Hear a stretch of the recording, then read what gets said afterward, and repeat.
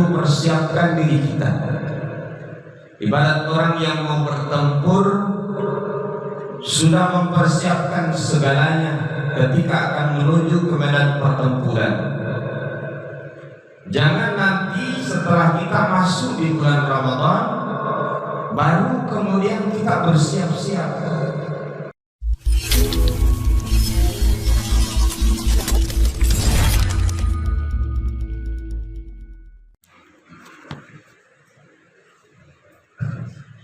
Bismillahirrahmanirrahim. Assalamualaikum warahmatullahi wabarakatuh. Alhamdulillahilladzi ahyana ba'dama amatana wa ilaihin nusyur. Alhamdulillahilladzi arsala rasulahu bil huda wa dinil haqq liyudhhirahu 'ala ad-dini kullih wa kafaa billahi shahida. Ashhadu an la ilaha illallah wahdahu la syarika lahu wa ashhadu anna Muhammadan 'abduhu wa rasuluhu alladzi la nabiyya ba'dahu. Allahumma salli wa sallim wa barik ala nabiyyina Muhammadin wa ala alihi wa sahbihi wa mawala amma ba'd. Kaum muslimin dan muslimat jamaah subuh yang berbahagia, kembali kita bersyukur kepada Allah Subhanahu wa taala setelah Allah memberikan satu kesempatan untuk bisa melaksanakan sholat subuh berjamaah. Ini karunia yang sangat besar yang Allah kasih di dalam kehidupan kita. Sebab sholat subuh berjamaah ini nilainya sama dengan 12 jam. Sama dengan kita sholat 12 jam. Bahkan di dalam mafhum hadis Nabi telah mengingatkan, barang siapa yang bangun sholat subuh kemudian hadir untuk melaksanakan sholat berjamaah, nilainya sama dengan sholat semalam suntuk. Hadirin yang berbahagia, salawat dan salam lalu kita haturkan keharibaan manusia termulia, yaitu junjungan kita Nabi Allah Muhammad sallallahu alaihi wasallam. Tidak terasa oleh kita, beberapa hari ke depan kita akan memasuki bulan Ramadan. Dan ini kita berada di akhir-akhir bulan Sya'ban. Oleh karena itu persiapkan diri kita. Ibarat orang yang mau bertempur sudah mempersiapkan segalanya ketika akan menuju ke medan pertempuran. Jangan nanti setelah kita masuk di bulan Ramadan baru kemudian kita bersiap-siap. Ini terlambat namanya. Makanya Allah siapkan bulan-bulan yang mulia sebelumnya. Ada bulan Rajab, ada bulan Sya'ban, baru masuk bulan Ramadan. Ini dalam rangka manusia mempersiapkan dirinya.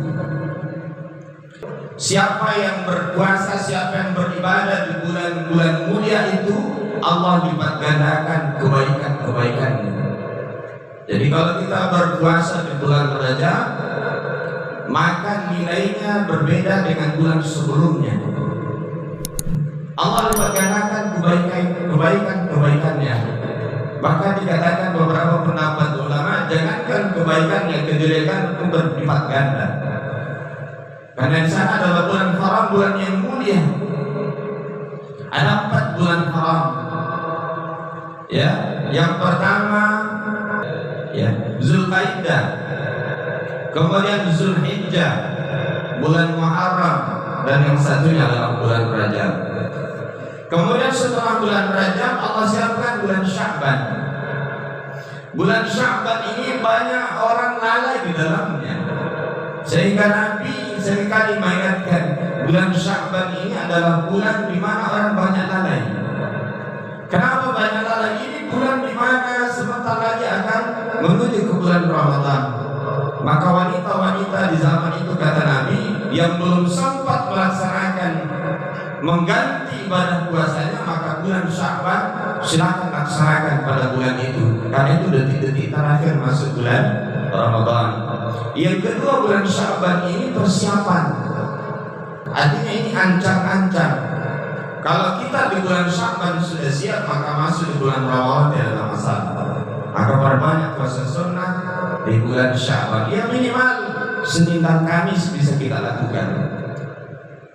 Hadirin yang berbahagia, sebuah cerita di bulan yang berkaitan dengan salah seorang sahabat namanya Sya'ban. Ya. Kebetulan bulan Sya'ban ini, sahabat ini bernama Sya'ban.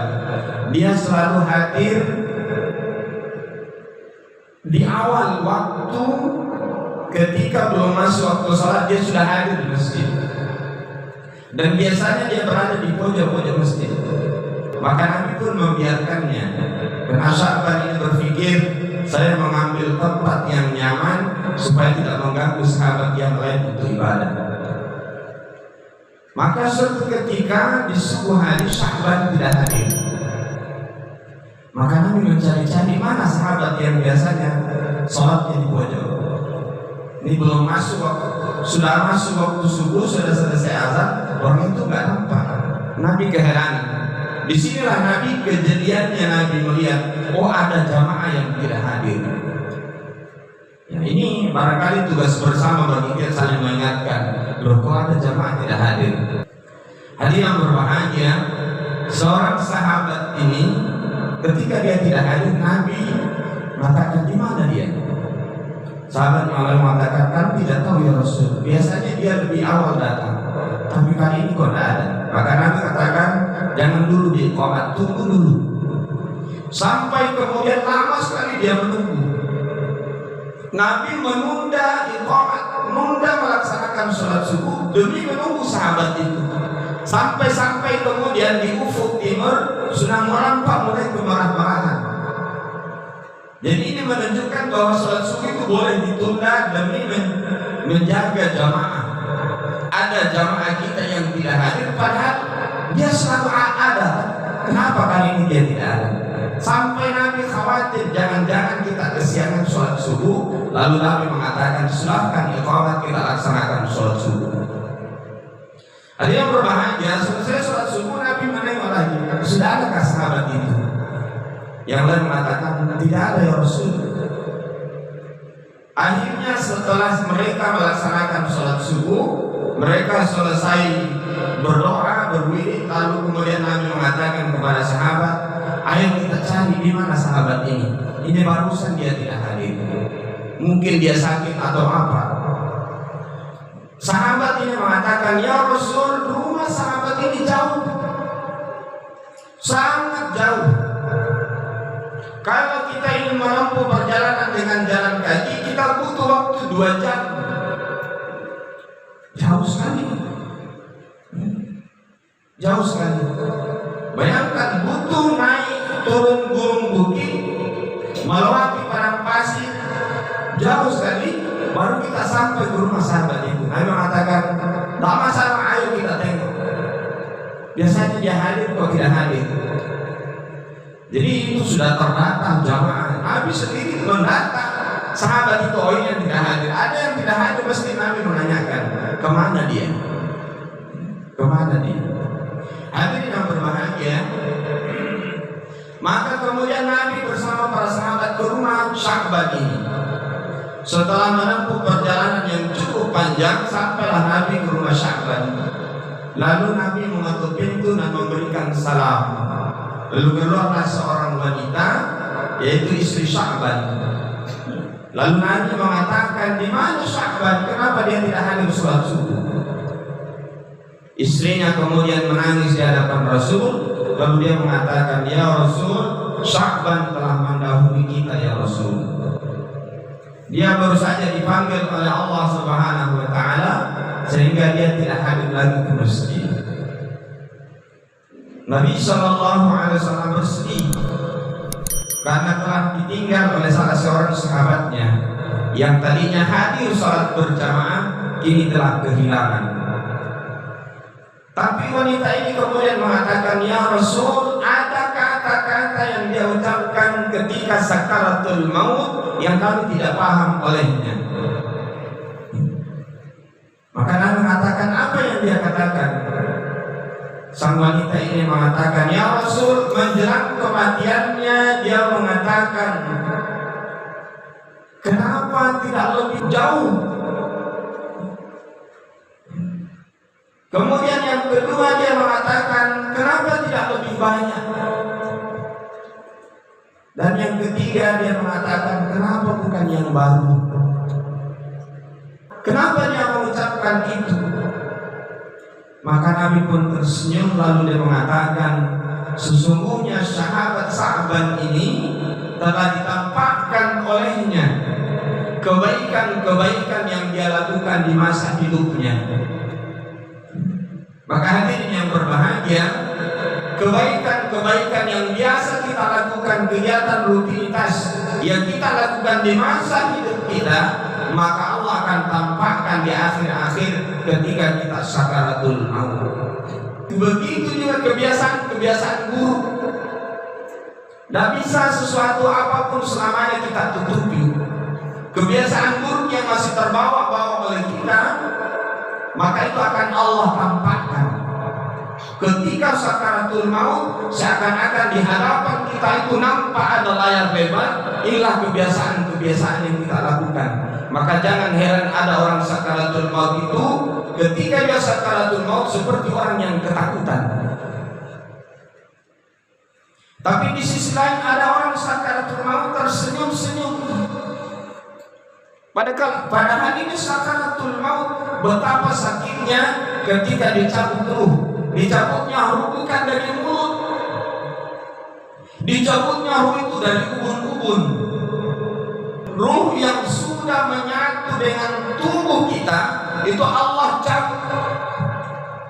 Bisa dibayangkan bagaimana sakitnya, seperti tanaman atau pohon yang sudah mengakar di dalam tanah, lalu kemudian dicabut. Begitulah ruh dicabut dalam tubuh kita. Dia sudah terikat begitu kuat menyatu dengan tubuh kita. Lalu ketika tiba waktunya Allah akan cabut dari ubun-ubun kita. Makanya dia akan mulai dari bawah, mulai dingin. Dari ujung kaki itu mulai dingin. Ketika orang sakaratul maut, dia akan naik terus naik. Dari ujung tangannya juga akan mulai dingin. Saya berapa kali menghadapi orang sakaratul maut, dia akan mulai dingin dari bawah. Kita akan lihat, makanya dirasakan dulu berada di ujung kakinya. Oh, mulai terasa dingin. Sudah tidak ada nadinya di ujung kaki. Maka terus naik sampai ke perut, mulai akan dingin, terus naik akan dingin. Ketika sudah sampai di sini, ya, ketika sudah sampai di sekitar area perut, orang sakaratul maut itu jangan pernah melupakan dia mentalqinnya. Laqinu mautakum bi kalami la ilaha illallah. Talqinlah mereka, tuntunlah mereka dengan kalimat la ilaha illallah.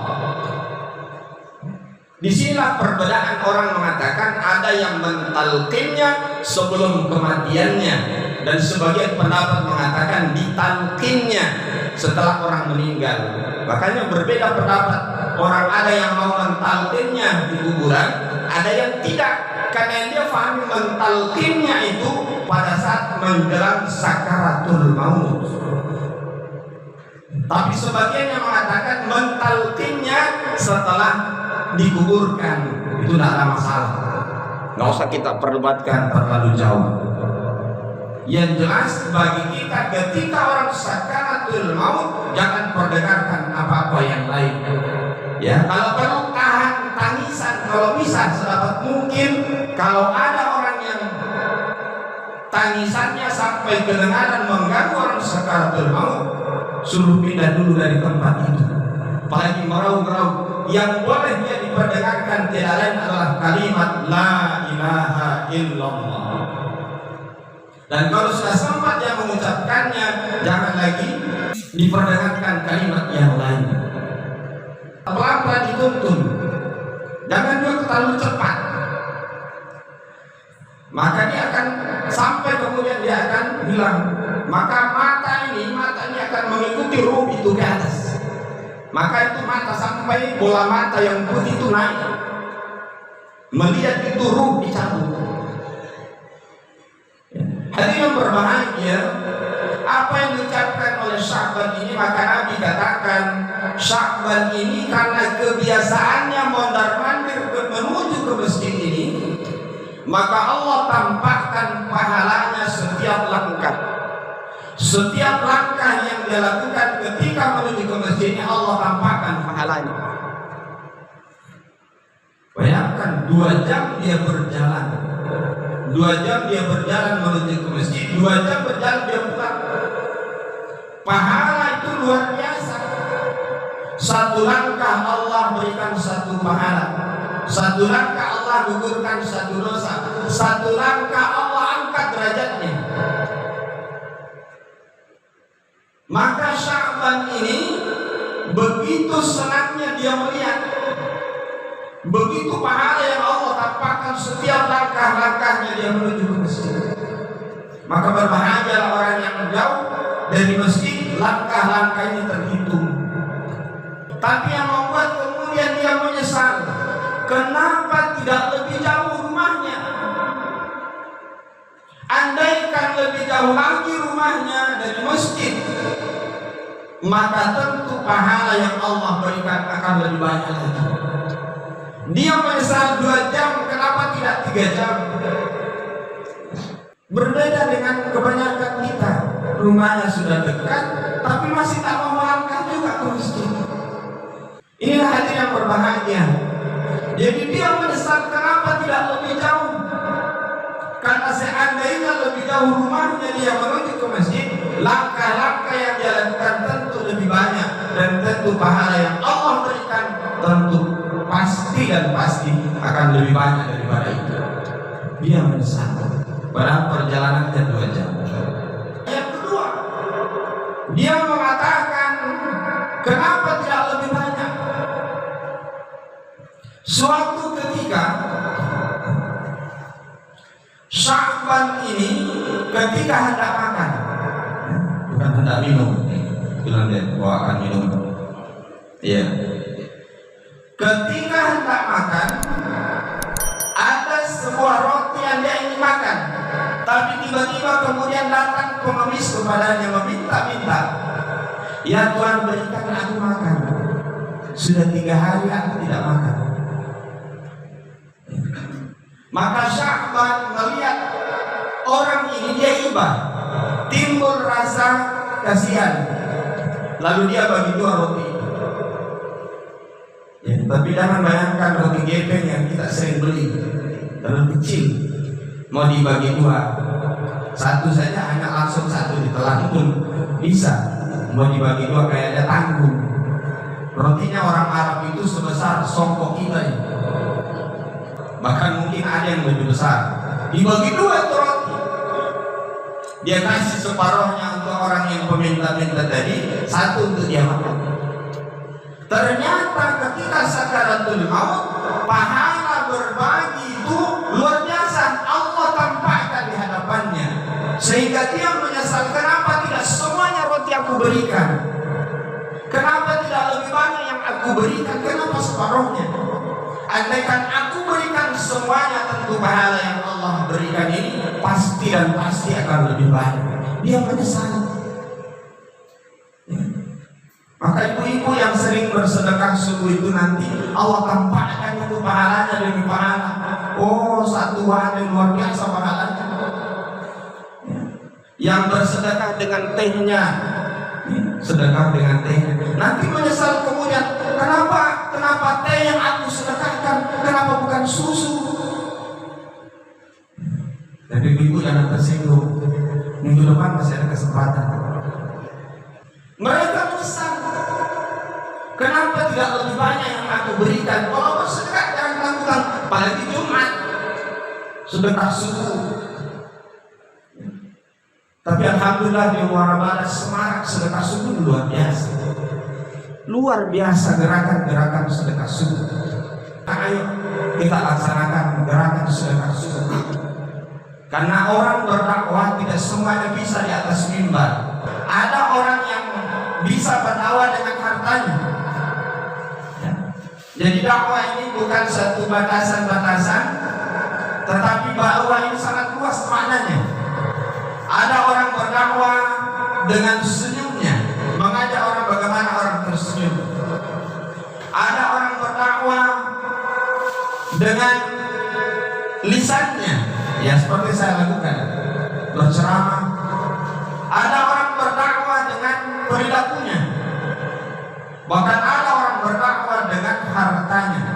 Dia tidak bisa dengan lisannya, tidak bisa dengan yang lain, tapi dengan harta yang dia punya dia ajak orang. Hadirin yang berbahagia, maka Sya'ban ini merasakan apa tidak lebih banyak yang aku berikan. Kemudian yang ketiga, dia mengatakan, kenapa bukan yang baru? Suatu ketika Sya'ban ini berangkat dari rumahnya menuju ke masjid. Tapi apa yang terjadi? Begitu cuaca saat itu sangat dingin, sehingga dia berangkat dari rumahnya menggunakan 2 lembar baju yang dia pakai. Satu baju yang sebelah dalam, satu yang dia pakai di luar, baju bekas. Tujuannya untuk mengurangi rasa dingin ketika dia menuju ke masjid. Yang kedua, dia berpikir bahwa baju bekas ini nanti kalau sudah sampai ke masjid saya akan buka. Cukup baju yang di dalam saja dia pakai. Ternyata di tengah perjalanan menuju ke masjid, dia bertemu sahabat yang dalam kondisi yang sangat dingin. Dia tidak punya baju. Karena kondisi yang sangat miskin, sampai-sampai kemudian dia tidak punya baju. Dia sangat kedinginan. Dia menggigil kedinginan. Maka ketika Sya'ban melewati sahabat ini, dia keluarkan bajunya yang terluar. Dia kasihkan kepada sahabat itu, kemudian diajaknya kemudian menuju ke masjid. Hadirin berbahagia, ketika dalam keadaan sakaratul maut ini Allah pun tampakkan pahala sedekah bajunya yang dia berikan kepada sahabatnya itu. Itu luar biasa. Sampai-sampai kemudian dia menyesal, kenapa aku tidak berikan yang baru? Kenapa yang bekas saja? Kenapa? Pahala yang bekas saja luar biasa. Apatah lagi kalau dia keluarkan yang baru. Maka itu penyesalan yang dimiliki oleh Sya'ban. Bersedekah dia menyesal kenapa tidak lebih banyak. Ya. Dia sudah mengunjung ke masjid, masih menyesal kenapa tidak lebih jauh. Inilah yang banyak terjadi. Maka sumbangan-sumbangan kita yang barangkali kita sering berikan, kepedulian kita dengan saudara kita yang ada di Sangatta, 1.000 rupiah, 2.000 rupiah, pakaian bekas barangkali yang kita punya, maka insya Allah itu akan sangat bermanfaat untuk saudara kita. Maka pahalanya juga akan ditampakkan oleh Allah kelak nanti. Setidak-tidaknya di akhirat Allah akan berikan, Allah akan lihat, wah inilah apa yang pernah kita berikan. Karena Allah sudah menjanjikan siapa yang berbuat baik maka Allah pasti balas. Dalam Az-Zalzalah ayat-ayat yang terakhir, 2 ayat yang terakhir, faman ya'mal mithqala dzarratin khairan yarah. Barang siapa yang berbuat baik meskipun itu sangat kecil, sebesar debu, sebesar biji zarrah debu. Kalau kita melihat debu itu, kita tiup terbang. Kalau mau melihatnya itu harus berpapasan dengan sinar matahari baru bisa kita lihat. Itu saking kecilnya itu. Tapi pahalanya yang kita lakukan itu, kebaikan yang kita lakukan meskipun sebesar debu itu, Allah pasti balas. Begitu juga dengan amal keburukan. Wa may ya'mal mithqala dzarratin syarran yarah. Barang siapa yang berbuat keburukan, berbuat dosa meskipun sekecil debu, pasti Allah juga akan membalasnya. Maka hadirin yang berbahagia, jangankan kebaikan sebesar debu, ya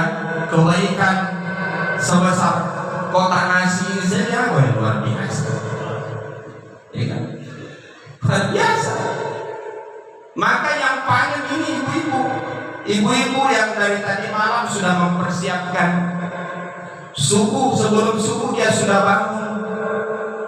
Selesai sholat subuh dia tidak berhenti sampai di situ, sambil mendengarkan taklim dia pun berbagi. Maka pahala luar biasa yang didapatkan oleh ibu-ibu. Dia yang memborong pahala. Bapak-bapak kebagian, dia memborong pahala. Ya. Itu luar biasa.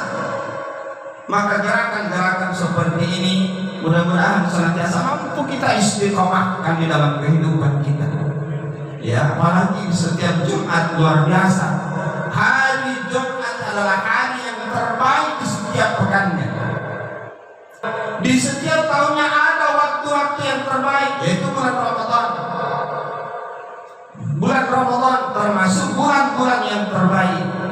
Maka hari-hari yang terbaik, waktu-waktu yang terbaik ini jangan sampai hilang dari kita. Ya, baca surah Yasin atau membaca surah Al-Kahfi di hari Jumat atau malam Jumatnya, jangan sampai terlupakan oleh kita.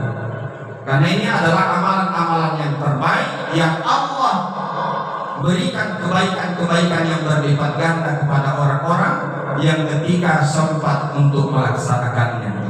Ya, baca surah Al-Kahfi itu paling 110 ayat.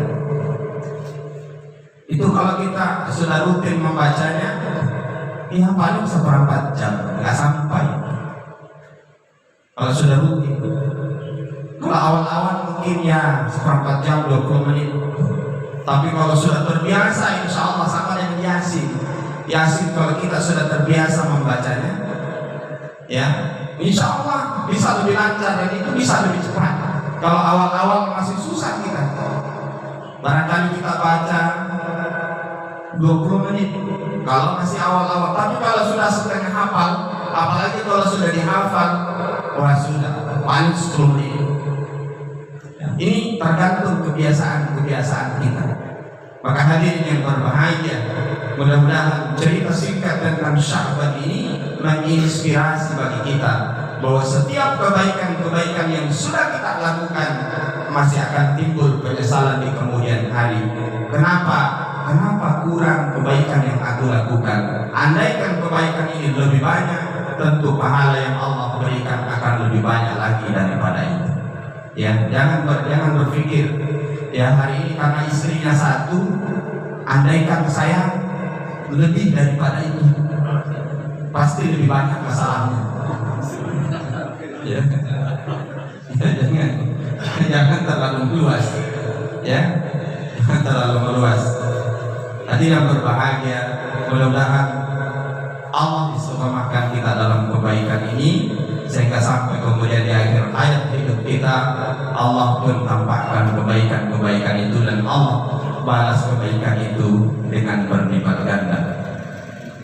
Hari yang berbahagia, kita akhiri ta'lim kita ini dengan bermunajat kepada Allah Subhanahu wa taala yang tentunya hal-hal yang saya sampaikan apabila ada yang kurang berkenan, maka saya memohon maaf dan memohon ampun kepada Allah Subhanahu wa taala. Kita akhiri dengan berdoa kepada Allah. Al-Fatihah. Bismillahirrahmanirrahim. Alhamdulillahirabbil alamin. Iyyaka na'budu wa iyyaka nasta'in. Ihdinas siratal mustaqim. Siratal ladzina an'amta 'alaihim ghairil maghdubi 'alaihim waladdallin. Amin. Bismillahirrahmanirrahim. Alhamdulillahirabbil alamin. Hamdan yuwafi ni'amahu wa yukafi mazidah. Ya Rabbana lakal hamdu kama yanbaghi li jalalika al-karim al-'azim sultanik. Wassalatu wassalamu ala asyrafil anbiya'i wal mursalin wa ala alihi wa ashabihi ajma'in. La ilaha illa anta subhanaka inna kunna minadh dhalimin. Allahumma ighfir lana dhunubana wa kaffir 'anna sayyi'atina wa tawaffana ma'al abrar. Allahumma ighfir lana wa liwalidina warhamhum kama rabbawna shighara. Wa li jami'il mu'minina wal mu'minat wal muslimina wal muslimat al-ahya'i minhum wal amwat innaka sami'un qaribun mujibud da'wat ya qadil hajat. Allahumma ya Allah, ampunilah dosa kami ya Allah, dosa orang tua kami yang telah mendahului kami ya Allah. Lapangkanlah kuburnya, bukakanlah hisabnya, berilah jalan yang mudah masuk ke dalam surga ya Allah. Allahumma ya Allah ya Rahman ya Rahim, sekiranya pagi ini ada saudara kami, ada orang tua kami, ada tetangga kami yang dalam kondisi sakit ya Allah, di kalangan keluarga kami, maka angkatlah penyakitnya ya Allah, berilah kesembuhan dan berilah mereka ketaatan untuk kembali kepada-Mu ya Allah. Allahumma ya Allah ya Rahman ya Rahim, di pagi ini kami mohon kepada-Mu ya Allah, bukakanlah pintu rezeki yang seluas-luasnya ya Allah, pintu keberkahan di dalam kebaikan-kebaikan ya Allah. Allahumma ya Allah ya Rahman ya Rahim, tunjukilah kami jalan yang terbaik ya Allah, jalan yang lurus, jalan yang menuju kepada keistiqomahan di dalam kebaikan-kebaikan ya Allah. Allahumma rabbana zalamna anfusana wa illam taghfir lana tarhamna lanakunanna minal khasirin. Rabbana la tuzigh qulubana ba'da idh hadaytana wa hab lana min ladunka rahmah innaka antal wahhab. Rabbana hab lana min azwajina wa dhurriyyatina qurrata a'yun waj'alna lil muttaqina imama. Rabbi ij'alna muqimas salati wa min dhurriyyatina rabbana wa taqabbal du'a. Rabbana atina fid dunya hasanah wa fil akhirati hasanah wa qina adzaban nar. Walhamdulillahi rabbil alamin. Subhanakallahumma wa bihamdik, asyhadu an la ilaha illa anta, astaghfiruka wa atubu ilaik. Minallahil musta'an wa alaikum. Assalamualaikum warahmatullahi wabarakatuh.